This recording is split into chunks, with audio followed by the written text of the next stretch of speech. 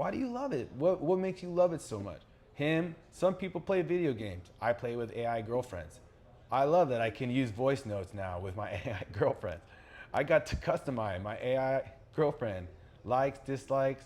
It's comfort at the end of the day. Greg Eisenberg's reaction, speechless. I'm in a hurry. I've got a very important phone call to make.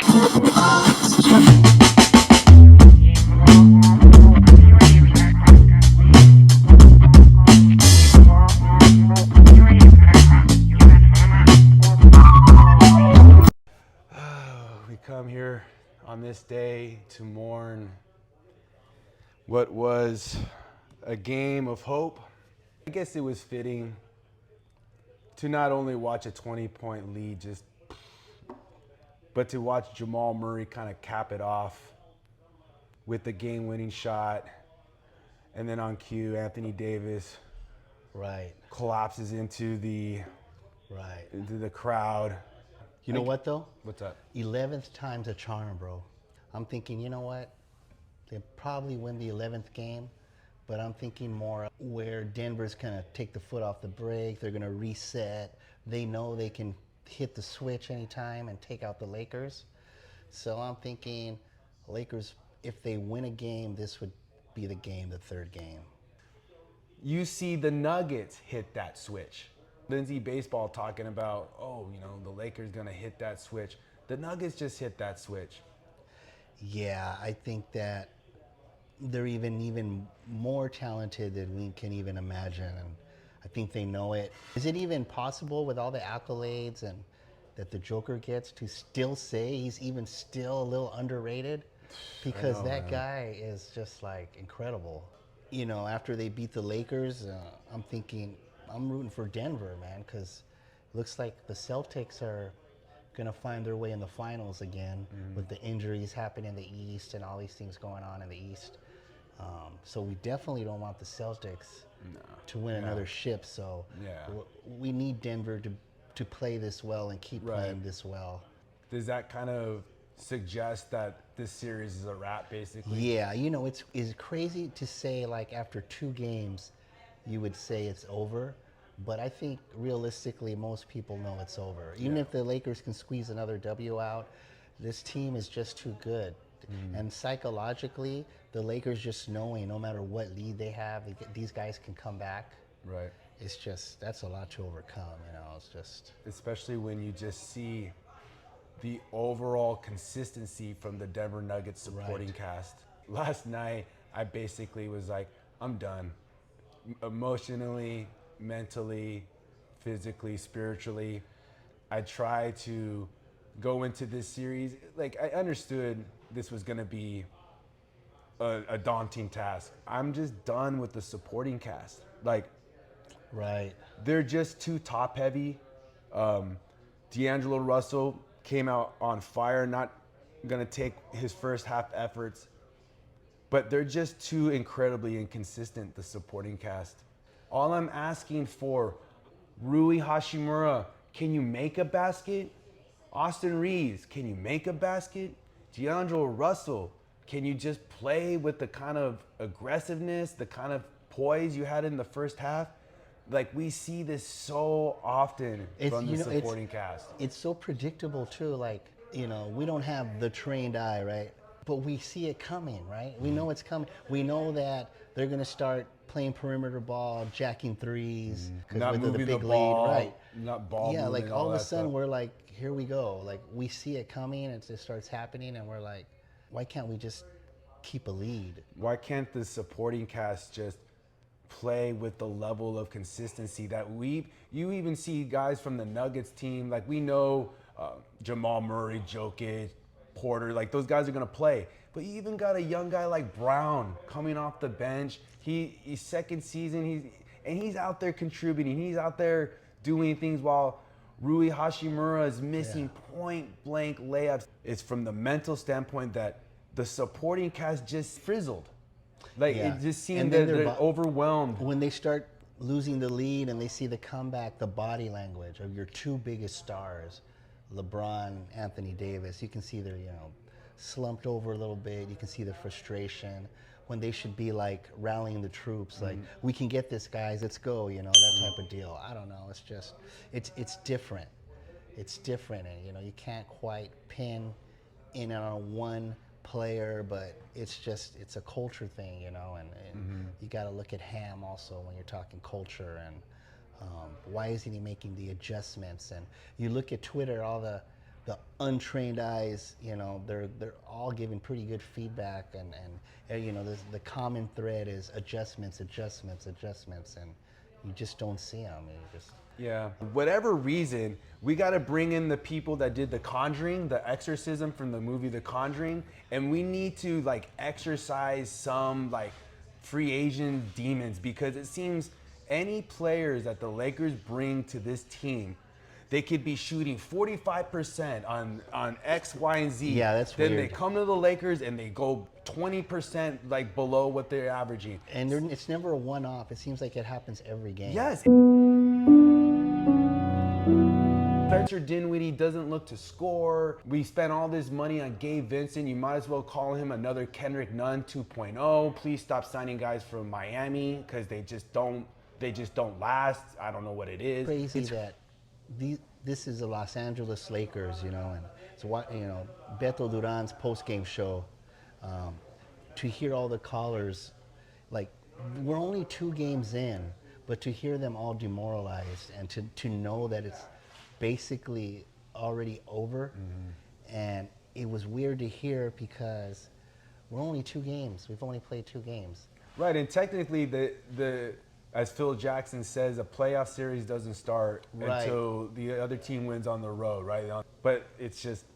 I think it's that on top of, we know we haven't beat them 10 times Exactly. It's just like... It was like they were toying with the Lakers, basically. It feels like that, doesn't it? Like, we keep talking about, but every game they've played has been, most of the games have been close. We keep hearing that, and I'm thinking, is that just the Nuggets toying with us? Right. Like, let's reserve some energy. Like, yeah, we can pour it on, but we got to reserve our energy. You know, all that talk about should the Lakers tank, and everybody was like, no way. But now you're thinking, man. I'm not gonna lie. I'm not gonna lie. In my head, I'm thinking, man, maybe Steve Mason had it right all along. Right. Because when I look at the other matchups, I'm confident that the Lakers would probably have a good opportunity against OKC. You know, watching the Pelicans and almost take them out. Just like Denver having the Lakers number, it seems like we had OKC's number. Oh, well, here we are. I was thinking of going on the post-game show, but I know you called in. Yeah, mine was last minute. I was a little buzzed. Crypto Ray from the Circle Trust will be our last call of the night. Crypto, save the best for last. What do you have, my man? Turn out the lights, the party's over. Mine was last minute. I was a little buzzed. If you hear me singing somewhere, you know there was a little bit of alcohol involved there. So I'm hoping that, you know, as a Lakers fan, it's like, I'm hoping somebody's going to save all these clips and say, look at these guys. They, like, the Lakers came back and won the series, and they show all our clips and make fun of us. And if that happens, I give you permission, please. Right? Please slander us. Please slam us, criticize us, blow us up. If we are wrong, I will accept that L in a immediate heartbeat. We'd be happy about it. Yeah. Let's get to the good news. Let's get to the positive news. We got to experience another incredible event hosted by the original Canham Market, the Weedchella event, where we got to see Leon Hendricks. Yeah.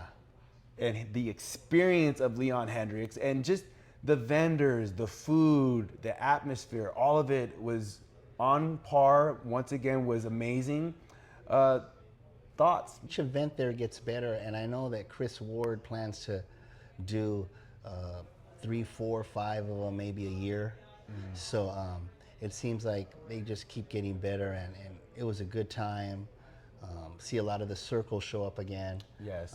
You know, Patrick, Beto's 1099, and Omar, and Big E, and who else was there? Tay. Tay, AC Fresh, AK, and his wife. Johnny, right? Little Johnny, as Omar calls him. All those guys. Chris Ward's like, He's a machine, man. That Right. guy's all over the place with his little bullhorn. That bullhorn, you know, bro. I gotta delegating, customize a bullhorn making for sure. him. I mean, he's over here where they're sampling, and then he's over here with the band saying, "Hey, we need to turn up the mic." He's all over the place, and that guy knows what he's doing. He's a hustler, so I expect bigger and better things. And as each event progresses and gets bigger, and meeting Annie Gonzalez was fun. And, even I had a conversation with Leon after, and we were actually talking Lakers, and to hear his thoughts on LeBron and everything was pretty interesting. And hopefully we can do something with him in the future where we just talk sports. I'm sure he has to hear all the time on how he's Jimi Hendrix's brother, right? Music But and stuff. that guy has his own thoughts on sports, and I know one of his sons is like maybe a sports podcaster in Seattle or something. Oh, he was wow. telling me. So he's got a lot of fun stuff that he wants to talk about. So Yeah. hopefully we can put that together. Totally, man. That would be epic. Also meet the different vendors and being able to interview a little bit more of the vendors, interview a little bit more of the masterminds behind the event. We got to meet marketing director Winston. Right. Unfortunately, it was kind of a bittersweet thing for him because he actually was leaving to New York the next day. So to watch his work from designing the shirts, designing the posters, designing the That templates. guy's good, man. The guy is also just very much a grinder, and to watch the fruit of his labors, so to speak, be able to be showcased like that, I thought it was really awesome. Yeah, I can see him making it in New York. He's going to do well over there and Definitely. put his skills to better use out there. And cool to make a friend like that, a connection. Winston's a good guy. We're gonna miss that guy. Yeah, And that's Chris Ward. He's got his hands full finding his replacement. That guy was like his right arm. Right. I've never, as I shared with you before, I just never been a part of something like that. Right. It's sometimes a little, I still get a little caught off guard, like, okay, when's the cops gonna come in here? And like it's just, it's cool that, they're able to have people come in, try the product, sample it, but it's also done in a legitimized way. I'm really looking forward to many more of these events to come. And speaking of events to come, I just wanted to throw this out. There's a remote. Another remote, baby, out in Manhattan Beach this Thursday. They're gonna do Hermosa Beach, right? Hermosa Beach. Yeah, Hermosa Beach, yeah. Yes, sorry about that. Hermosa Beach. There's going to be a pre-draft celebration because we're already here. Might as well. NFL draft, bro. On to the next, man. On to the next. It's like, okay, got a month off and we're right back at it. So they're going to be doing a little draft party out there. Hope that y'all can come out, press the flesh, just get to meet the LA, ESPNLA personalities, get to meet the listeners, and always have a blast. And I always look forward to meeting new people in the communities. It's always great to put a name to the Twitter hashtag, the Twitter handles. So if y'all can make it, I believe it's from 3 p.m. to 5. Something like that. Something along those lines. We'll put some more details out as we get more details, but it's this Thursday. That's what we do know, this Thursday, and I believe it's also on Friday too. It's a little dual thing. It's gonna be all that we got for today. Make sure to check out the remote on Thursday. Another day, another episode, my friend. Man, Crypto, another great session here at the Sunset Room. I'm craving a nice, delicious cheeseburger with all the fixings. The one that Kathy says is so juicy, so succulent. It's got all the fixings that you can ever just, oh my God, just thinking about it. By the way, it's at the Sunset Room in Hacienda Heights, top 10 burger of all time. You want to know why, George? You want to know why, though? Why? Just keep in mind, I thought this was going to be just like a plain little burger, lettuce, tomato, onion on the side, no big deal. This thing shows up, George, cut in half, but the front of it facing you so that you could see the inside of the burger. Yeah, that's key. Up top, Thousand Island, lettuce, tomato, cheese burger. Down below, pickles and mayo. And what they did is they grilled the inside of the bun so there was a little bit of a crunch. And I didn't tell them to adjust anything. I just said, whatever you guys make it for me. It's fine. This thing was out of this world. I got an idea. We're going to watch this. 1, 2, 3, bam! And there she is. The nice cheeseburger, all the fixings, everything you could ever want, only from the Sunset Room. You better dig in before I do, buddy.